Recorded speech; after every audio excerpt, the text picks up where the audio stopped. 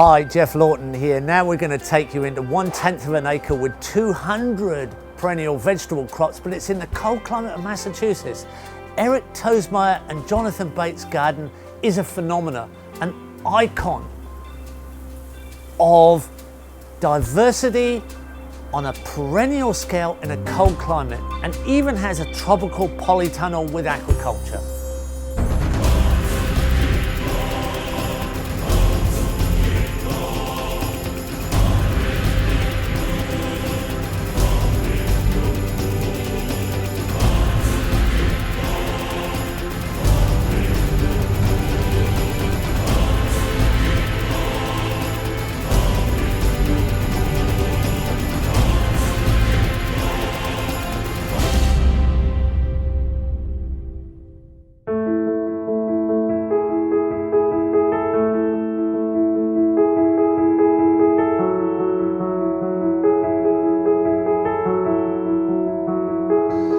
Well, straight away we start to get an impression that something's going on. There's a grain sorghum here, and it's obviously affected by the heat island effect of the bitumen. And we've got tropical pigeon peas and a whole mixture of unusual sort of perennial food theme.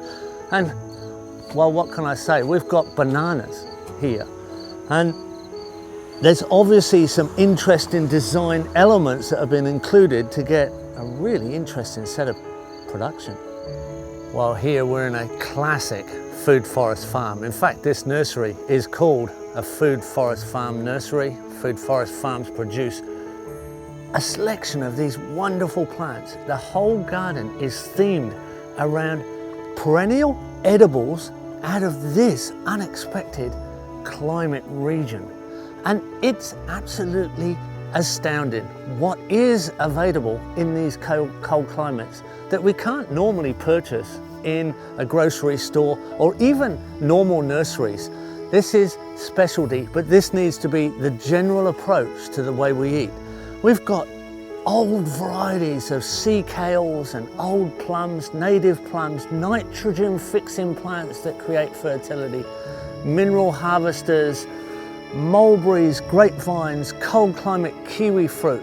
We have a whole mixture of absolutely classic. There's more than 200 edible species within this garden. There's berry crops, there's climbers, there's blueberries, there's nashi pears, there's even a bamboo hedge.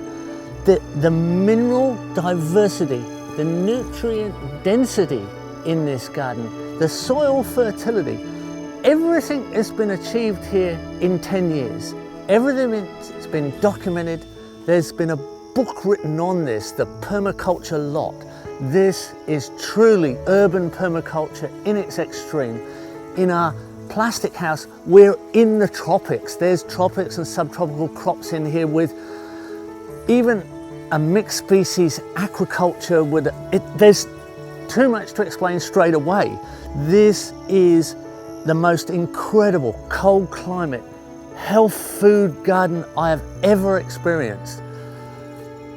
There is an encyclopedia of cold climates here. There's even a small chicken pen. We've got egg production. We've got mixed vegetables. There's aquatics.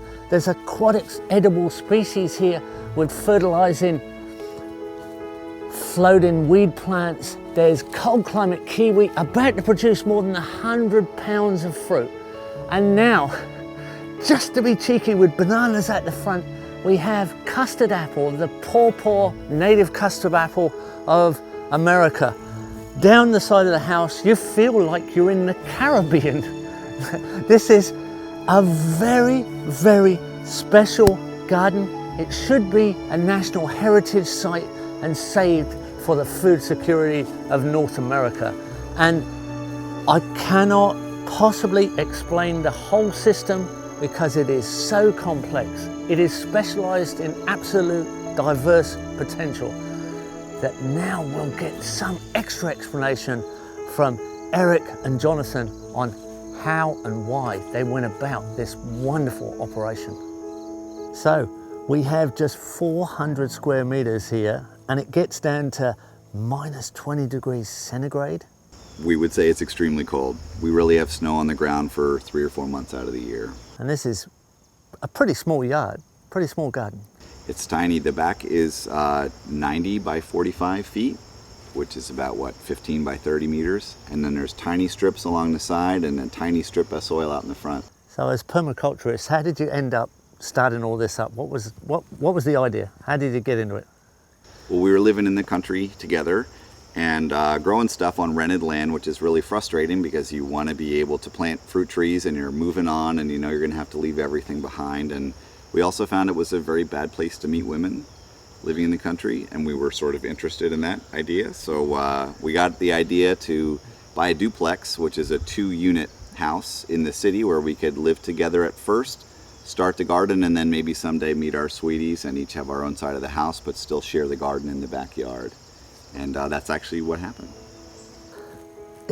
I don't think there's any other gardens like this that I know of anyway that are themed in such perennial food security in a cold climate, and it's something you obviously want other people to know is possible. We would love to know of other places doing this as well in a place as cold as this. We've done lots of workshops here and Jonathan sells a lot of plants, so from this garden a lot of other gardens have been born. Lots of our babies of our plants have gone out. Lots of the ideas we're doing, and we tell people we patent all of our mistakes and don't let them repeat them, but we open source our successes so that they can go on and take them and make new and more interesting mistakes. It's been an amazing experience. After the snow took down our first greenhouse a couple years back, we decided now's the opportunity. 80% of the materials are reclaimed or recycled that built that greenhouse. We've had the community help us build it. It's got aquaponics, it's got subtropicals. It's essentially Central Florida in climate in the winter in there. So the watercress here that's growing actually in the water on the tanks here, it's just growing wild. You can see it's delicious to eat all year round. The tanks are really important because they have the water is a thermal mass for the wintertime. The 800 gallons actually stays about 40 degrees Fahrenheit. And in the very, very cold winter, when it's -7 degrees Fahrenheit outside, these become radiators, and that heat radiates back against these plants and it allows us to grow things that you wouldn't normally grow in Massachusetts. Our goal when we initially started here was we wanted to have about 300 species on our 1/10 of an acre. And what we found is that while we've tried 300 or more, really only about 200 have stuck. We're looking for things now, instead of just maximum diversity, we want the diversity that tastes good and that is easy to grow, and then putting those things together in polycultures or guilds that work. We ended up with a collection that nobody had and everybody wanted, and here we are weeding all these things out of our garden because they self-propagate really well. And we realized, we could be selling these weeds for $10 a piece. And that's a really good motivation to weed. So that's where the nursery came out of. Now we can show we can do it in cold urban climates, which the example really wasn't there before in this kind of situation in a 1.5 miles from a urban, downtown urban center. For the average person doing this, you don't want 200 species. You want maybe 30 or 40 species. You want a couple nitrogen fixers, a couple ground covers, some berries, some fruit trees, a few nuts, a few perennial vegetables, leave some space for annuals. Things that are multifunctional. Yeah. You don't need this kind of diversity. That's what makes us happy. So that's what we do. We're on the front porch, and this is Chinese yam, which is a very hardy relative of the tropical true yams. It has a huge tuber underground, which is very good to eat. But above ground, it also makes these little tiny tubers we like to call yam berries. And you can collect a bunch of these in a pretty short time. We boil them up for about 10 minutes and add salt and butter, and they taste just like new potatoes. But also you can eat them raw. If you don't mind, they're slightly mucilaginous, and I like them. If you had to choose your top 30, you'd know it pretty well now. Oh yeah. And that's one of the easy ways to start a new region, I think. Just cram it in. And let the obvious ones self-indicate, then you can prune them out, and then you've got your 30 easy. I think it's infallible. That's an infallible starting point. These are garlic chives. And the garlic chive flower bud is really a gourmet vegetable with the stem, and you can pick them longer than this. We also love them in the spring and in the fall as a leaf crop. So you get a leaf crop and then a flower bud and shoot, and then you get another leaf crop later in the year. This will grow almost anywhere in the world. It's hardy to zone 2. It grows in the full-on tropics. And we really enjoy these quite a bit. Chopped up, This is a Perrenial arugula, or it is also called Salvetta. It's a arugula variety, a weedy one in our garden. We put it underneath the grapes, put it in salads, make a pesto out of it, grow it all year long. So raspberry, we grow a bunch here. They come back in spring and the fall, and we eat them throughout the year. These are pawpaws, which is one of our native species from eastern North America. It's a relative of the tropical custard apple, absolutely creamy and luscious and delicious fruit. And it's growing here on the north side of the house, really in full shade. It gets maybe an hour or two of shade in the morning. And you can see they're doing extremely well here. They don't mind our very cold temperatures. They love our hot, humid summers. And they produce really very large amounts of this creamy, wonderful fruit. And as a native species, we appreciate that it's having those other relationships with the native organisms of the area, and it's very pest resistant. It's actually used to make pesticides, so it's a very, very easily grown crop. Asian pears, they're ripe in September. We love them, taste like butterscotch. Grows right here along the neighbor's fence. Juicy. Not everything we grow here is a success. This is a Chinese snake gourd, a perennial in the squash family, which is great. We're on a sort of eternal quest for the good perennial squash for this climate, and I can tell you with some confidence this is not it.